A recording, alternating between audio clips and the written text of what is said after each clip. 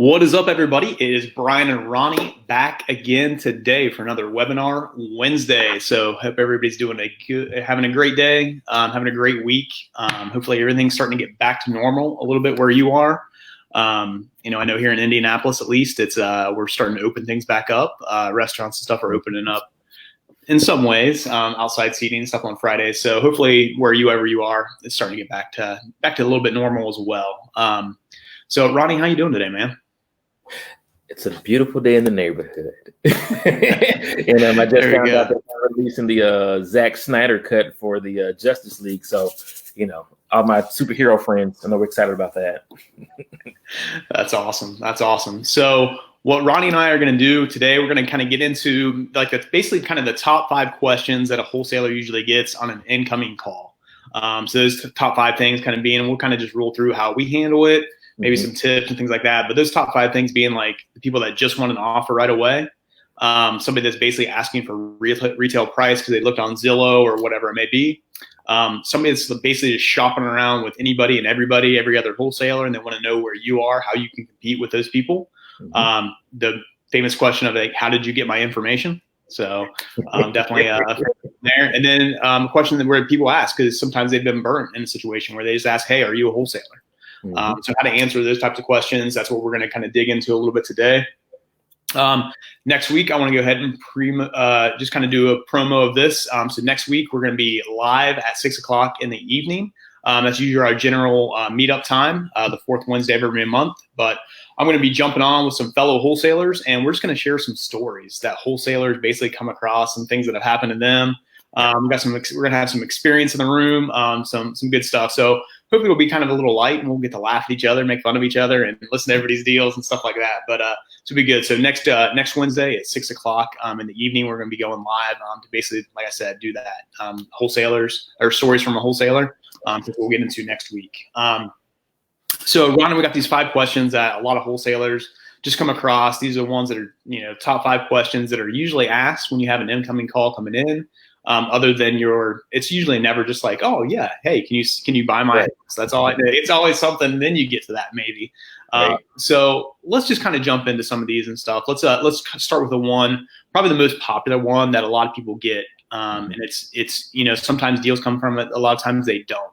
But people are just inquiring about, hey, how did you get my information? So when you get that call, and basically that's what people want to know on the other line, just, hey, how did you get my information? How do you handle that, bud? Yeah, that happens a lot. It happened today. How did you get my information? I'm like, well, and it literally depends. I'm honest with them. I tell them the truth. I said, we access public records, to kind of take a look at things in an area that we like. I always, try to compliment, like, look, your house is in an area that I really like to buy in, so I'm just kind of looking around the area, checking some public records, and sending some mailers, some fielders out to see, if you might be interested in selling. I said, so I did my due diligence and I just looked at public records, and that's how I was able to get the information. And then also too, there's some conspiracy theorists out there just like, Big Brother gave my information. This is the information age. So, everything is out there, but, I let them know, like, look, we're not doing anything crazy. We just want to just talk with you, see if you might be interested. And I leave my open-ended question, and I kind of just shut up after that to see what they say. No, that's good. And I think what you said is exactly spot on. I'm just being honest and tell them what's going on and what you're doing and things like that. So I honestly, I like to be kind of that like, oh shucks kind of guy of like, just let them know like, hey, I'm really sorry. Like I send out a bunch of mailers. Like I send out, some mass texts. Like I just, I'm trying to buy as many houses as I can. I tell them exactly what I want to do or what I'm trying to do, and just apologize. Like, hey, I really didn't mean to offend you. I apologize for that.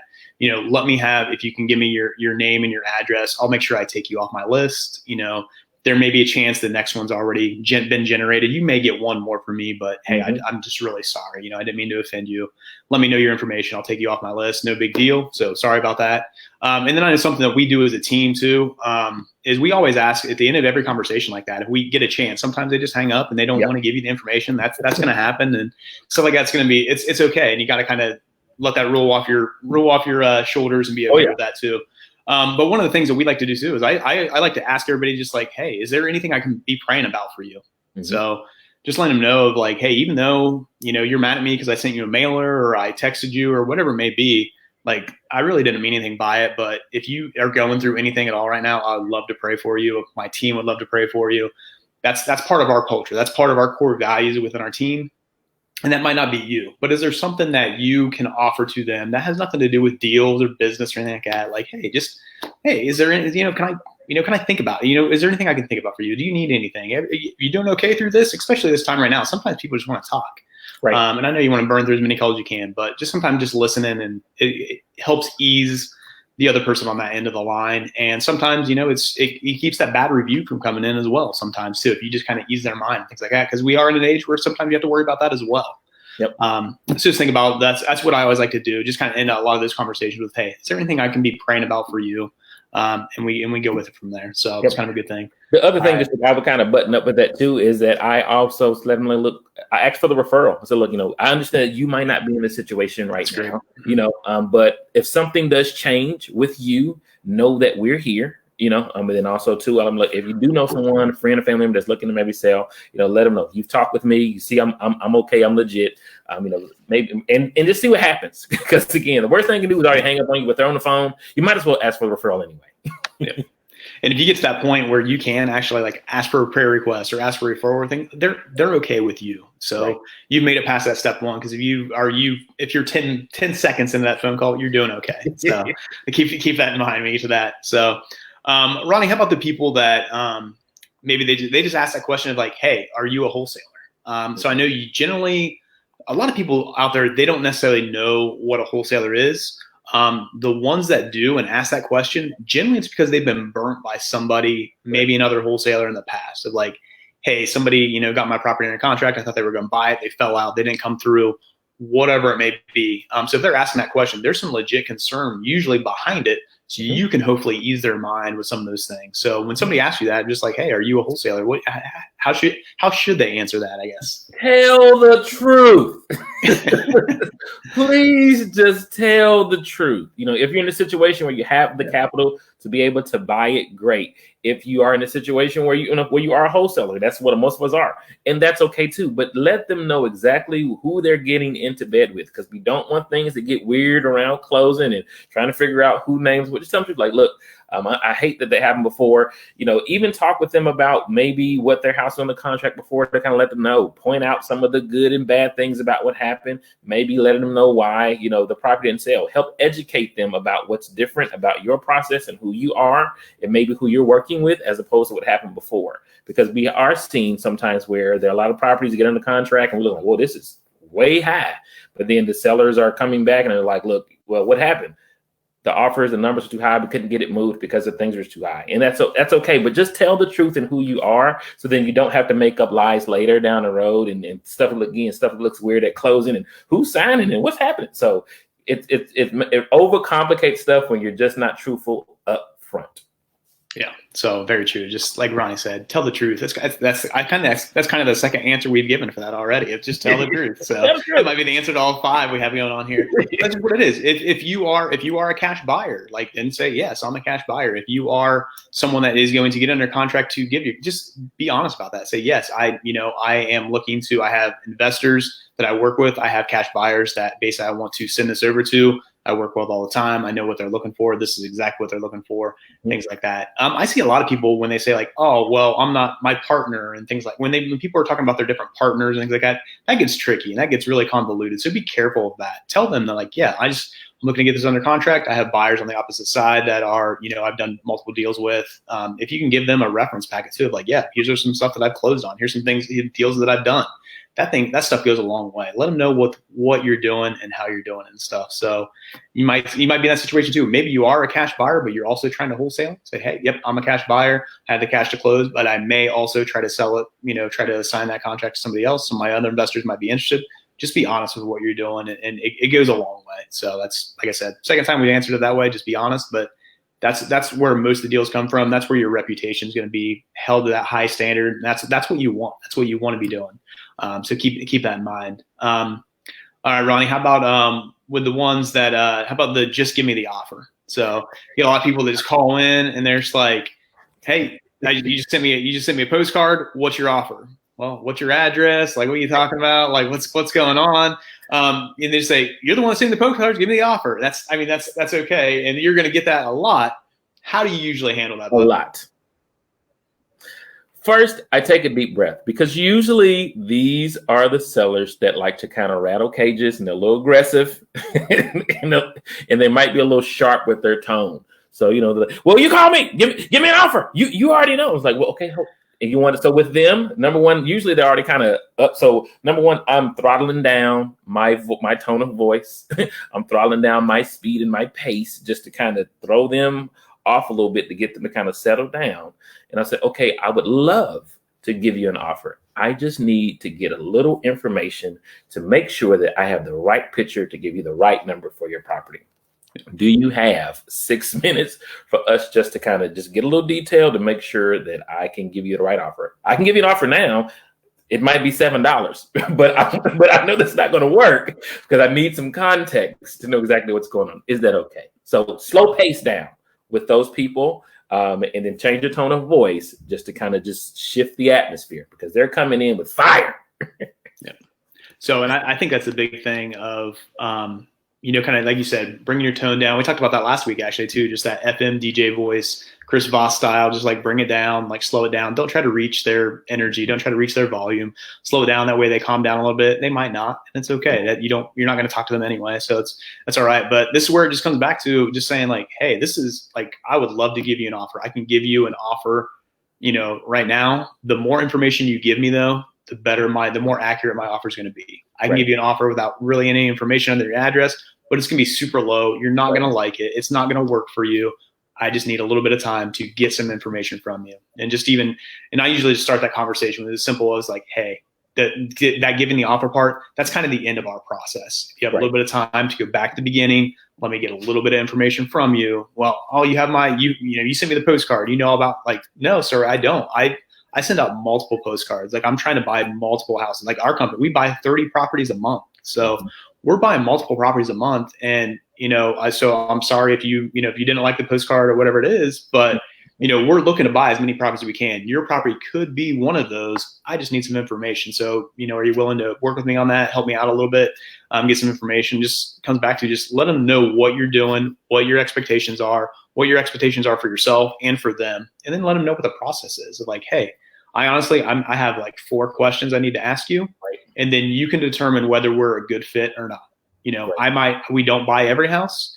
You're not gonna sell your house to every single person that sends you a postcard, obviously. So let's see if we're a good fit first, and then go from there. So those are things you're going to be able to possibly give out some, just by knowing the address and knowing the area. You can give them a general ballpark, a general offer, but it's not going to be what they want. It's not going to be what they're looking for. So this is the type of person that you need to turn from somebody that's not a viable lead really into that qualified lead by getting just a little bit of information, keeping them on the phone with you for 2 or 3 minutes. Then you're going to know whether they're really interested or not. Some people they just want to know what that offer is and move on to the next thing. It's probably not a qualified lead anyway, because they might be looking for more of a retail or just some offer that's just, astronomical anyway. So try to keep them on the phone as much as you can. That 2-3 minutes, ask those simple questions. If they start talking, then it becomes somebody that you can work with, somebody that you can figure out kind of what's going on. And that's really what you're looking for. That's what you're looking to do. Yep. By Ronnie, Ronnie said, we talk about that all the time of slowing your voice down, slowing down the pace of the conversation, getting them to kind of come back from their level to your level a little bit. That's going to intrigue them a little bit. If not, they're done anyway. That's not a conversation. It's probably not a lead you need, or a lead that you're going to go after anyway. So bring it back to you and then get those questions answered. So yeah, man. Any last little things on that? Yeah, honestly and transparently, this happened today. This happened on a follow-up call. There was a person that I called. We'd already made an offer that, when I looked at the notes, they said we gave the offer. They just hung up. So when I was calling back, I already knew in my head, like, this is not going to go well. But, and they were kind of like that. But as I continued to talk with them, I kept them on the phone, and got to the why question of, why would you want to sell? And then from that information, I got a lot of tragic things that happened to them since the last time we spoke with them, different motivations, changes, and things like that. And so initially, before I made the phone call or at the beginning, I thought it was going to be a train wreck. But 15 minutes later, I got a friend.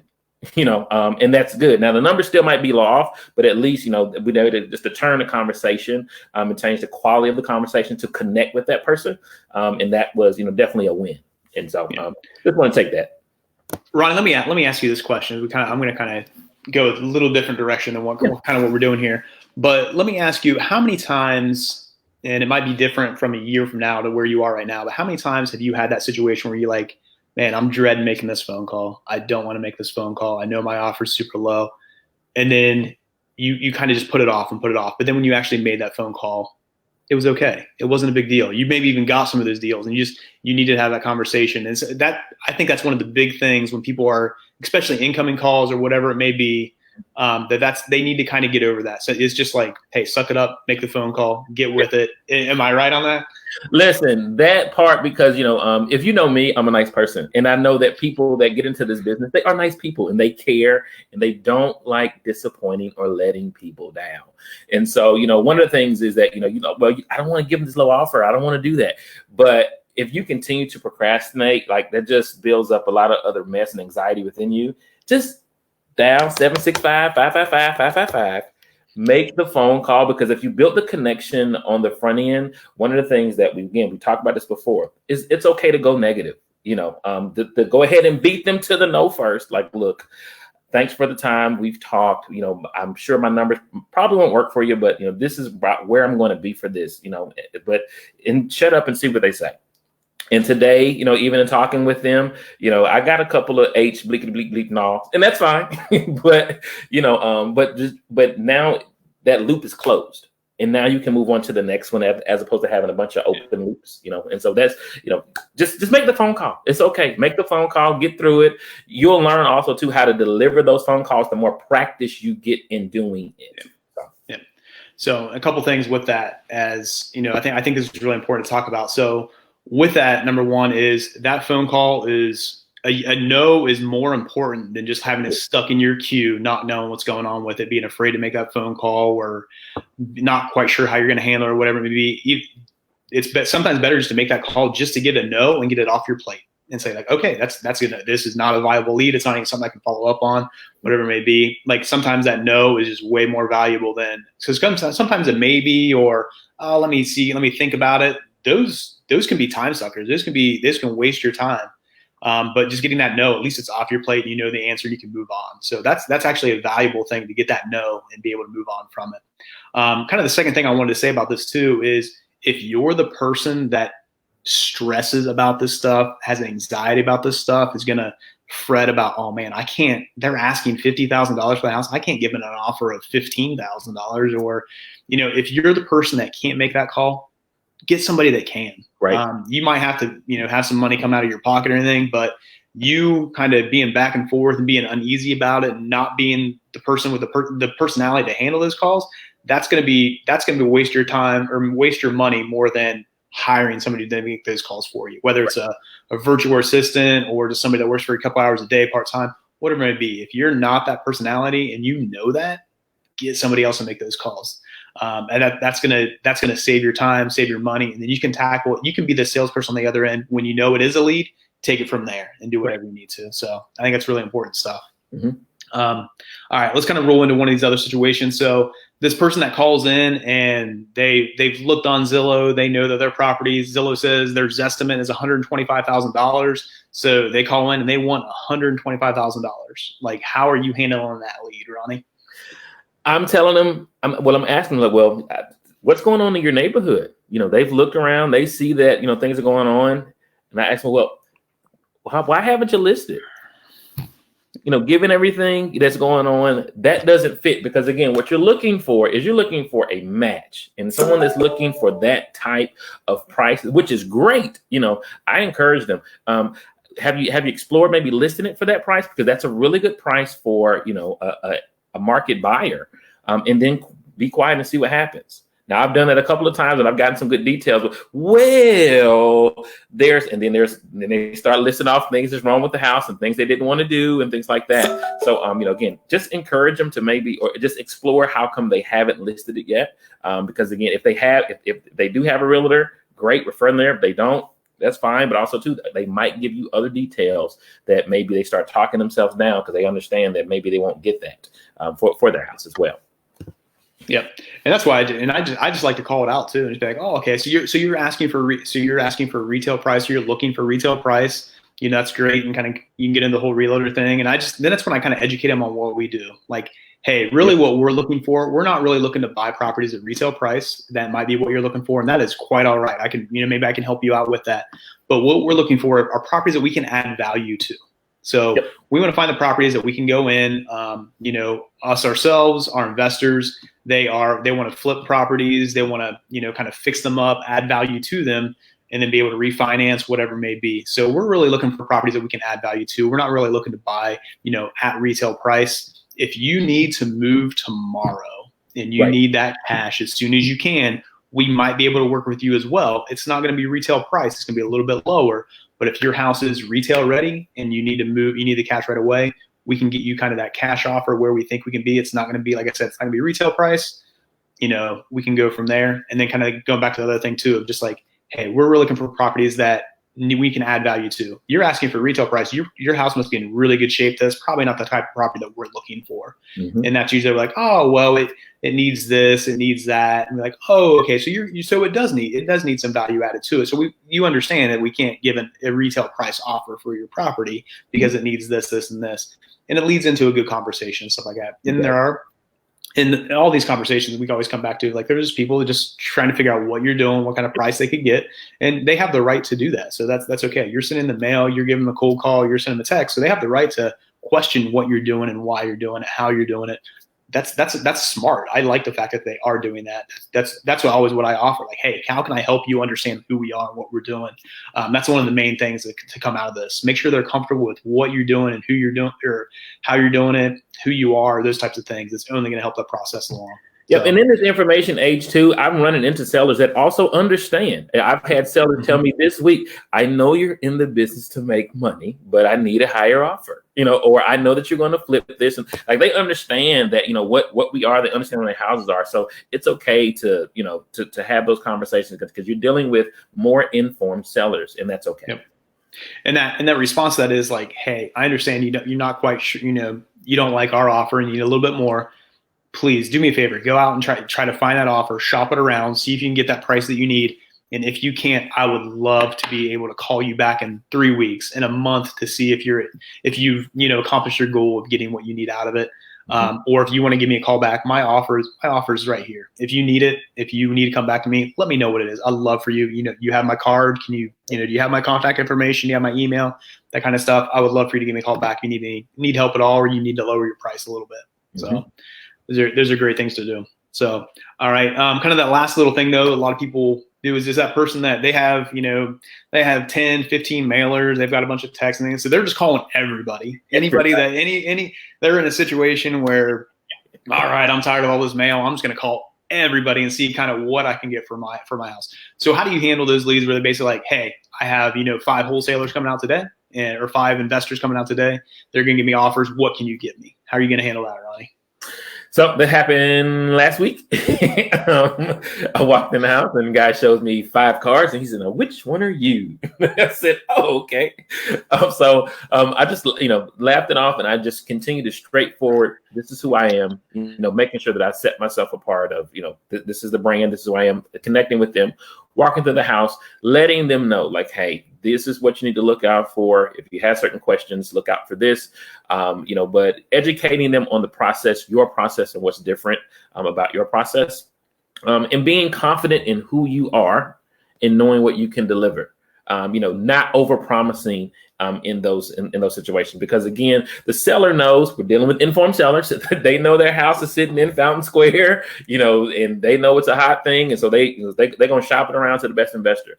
And that's fine. But just be secure in who you are, secure in what you can offer. Don't overshoot and fall into that pressure of trying to beat, whoever offered by $1,200, because you might not be able to do that because you're going to overpromise and underdeliver. And you don't want that to happen. Crazy things can happen down the road, but just be confident, be okay, connect with that seller. That's what you really need to focus on, connecting, get that relationship with that seller. I had a walkthrough yesterday where the husband, we were, he let me know, like, hey, well, I got about 3 other people coming, but then I remember the real decision maker was the wife off to the side. And so I did what I had to do to bring her in, to get involved in the conversation, to get her on the same page, to connect with them. That's the biggest thing, connect with them. Yep. And don't hesitate to ask, like, hey, if I give you an offer today, are you able to accept it today? Right. Find that out. They might not be able to accept it that day. So maybe you're like, okay, go ahead and talk to everybody else. And then when you're like, I can give you a call back tomorrow and give you my offer, or you can give them the offer right now. Know kind of where you stand within that. And I would say kind of along with this, don't get freaked out. Don't worry about the competition. When you start worrying about the competition, worrying about other things that other wholesalers are coming out or other investors are coming out, you can't worry about that. You just got to be who you are. I will tell you right now, going into this, no matter what position you are, if you're buying 30 houses a month or you're still looking for your first deal, you're not going to get every deal. It's not going to happen. You're going to lose out, on a deal to, your top competitor. You're going to lose out to a deal to somebody that just what says over promises that they're not going to come. They're not going to be able to deliver on it. So that's where you need to come up and make sure you make a good impression. My number one thing when I talk to any seller, I want them to like me, no matter, they need to like me. And that way they'll want to come back to me. They'll want to talk to me if I call them next, or if something happens and they need somebody to talk to, whatever it is. If they like me, I've done my job. And that's really where that sale starts. So I think I keep that in mind, and that'll kind of go a long way with what you're doing. So, Ronnie, you got any last little tips or anything on just kind of any of this stuff, or maybe do you have another thing that's happened this week of, maybe you got 2 or 3 phone calls on and people were asking a certain question or something like that? Yeah. This has been coming up, because walkthroughs are a weird thing right now. I'm just assuring people that, it's okay to do things virtually, assure them that you have that capability. They can send you an email, text, or whatever it is. I had one lady say, well, I got a flip phone. I said, hey, we can do whatever we need to do. Call your daughter in, just kind of ensuring that you can do things virtually, hands off, in order to keep people safe. The other thing I would say is enjoy the moment. And enjoy the moment, enjoy talking to them, enjoy just the drive of being able to this entire process, because we are in a different time, what I'm saying? And so just really take the joy and take pleasure in just being able to do this, talk with people, have these conversations. I talked with a wholesaler today, and we were just talking, like he said, man, I really love talking to people. Like, I really just love talking and learning people. We started sharing stories about getting cussed out, which, I'm sure we're going to talk about that next week, on our meetup, and just crazy stories and stuff. So we're just kind of just story sharing a little bit today, but just enjoy the process, enjoy learning. This is fun. This is different, but you also have an opportunity to help people. Yep. So keep in mind throughout any of this, you're a problem solver. That's the number one thing. You need to be, as a wholesaler, you need to be able to market, and you need to be able to be a problem solver. So think through it. So this lady that has a flip phone, can't take any pictures of her property. She doesn't want you in the property or anything. Hey, ma'am, do you care if I, like, would it be okay if I just came and I stood on the sidewalk? I brought some gloves for you. I'll give you my phone and you can walk through and take pictures with my phone if you need to, or I'll go buy you a disposable camera if I need to. Whatever it is, what can you do to, just save face with them, be in good company with them, and just make them feel comfortable, make them like you and feel comfortable with you and be comfortable with the decision that they made. Remember, you're talking about somebody's house, somebody's property, somebody's home. Like, it's a big decision. It's an emotional decision. So helping them out through this is it's an amazing thing. It's an amazing journey. It's an amazing gift you can be able to give somebody to. I mean, I always remember this kind of situation. There was one day I had, it was about a year and a half ago. This all happened in one day, and somebody was just kind of like giving me the riot act on how wholesalers are this and wholesalers are that, and they're so dishonest and they rip people off and all this stuff. And I was really feeling down. Like, what are we doing? How can we do this? Like, I don't like this, like, kind of thing. Like, an hour later, got a call from some lady that we bought their house, just crying. And because we helped her out of a situation that she could not get out of. Yep. That's why we do this. That's why yes, it's nice to be able to make some money, support our families, do whatever we can. But in the end game, that's what we're doing, is we're making a living for ourselves, but we're helping people along as well.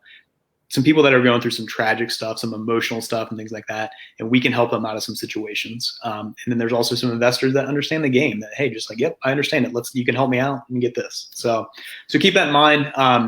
Let us know if you have any questions, you have any issues, have any problems that you would like us to kind of tackle on any of these webinar Wednesdays and stuff like that. So next week we'll be live at 6 o'clock, talking with some other fellow wholesalers, an all-star lineup from here in Indianapolis, talking with them and stuff, just about some wholesaler stories. Good deals, bad deals, crazy stuff that happened, the most memorable seller that they came across, those types of things. So we'll be talking about that next week. But if down the road, you guys have any things you want us to tackle on Webinar Wednesdays, whether it's Ronnie on that acquisition side, Randy on the dispo side, myself with the operations, Brett along with the kind of scaling the business and growing it.